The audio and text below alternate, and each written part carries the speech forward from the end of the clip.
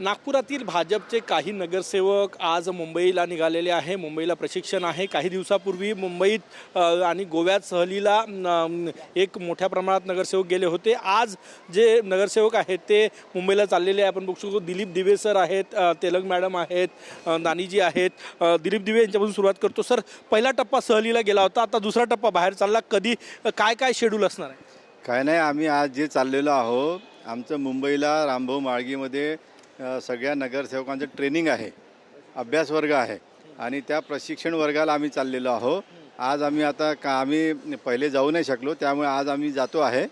आज दुपारपासून आमचा प्रशिक्षण वर्ग सुरू होणार आहे। 17 तारखेला आमचा प्रशिक्षण वर्ग संपणार आहे। 17 तारखेला संध्याकाळच्या दुरुंतुनी बसून 18 तारखेला सगळे नगरसेवक हे नागपुरामध्ये येतील आणि आमचे जे अधिकृत उमेदवार आहेत ते तर दणदणीत विजयी होणारच आहे।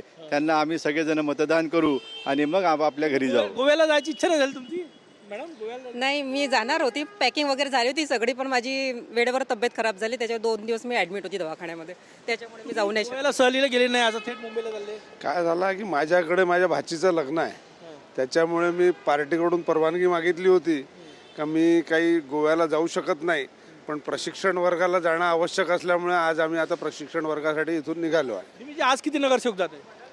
आज एक 7-8 नगरसेवक आज जातात आहे, बाकी सगळे ऑलरेडी मुंबईला पोहोचलेले आहेत। नक्कीच आपण बघू शकतो आज 7 ते 8 नगरसेवक भाजपचे मुंबईला निघालेले आहेत।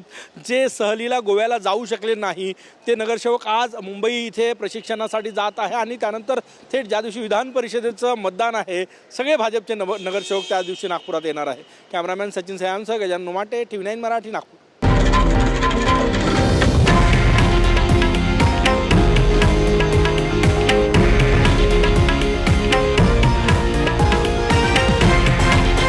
हे आहे देशातील नंबर 1 न्यूज नेटवर्क आणि आपण पाहत आहात TV9 मराठी, एकमेव।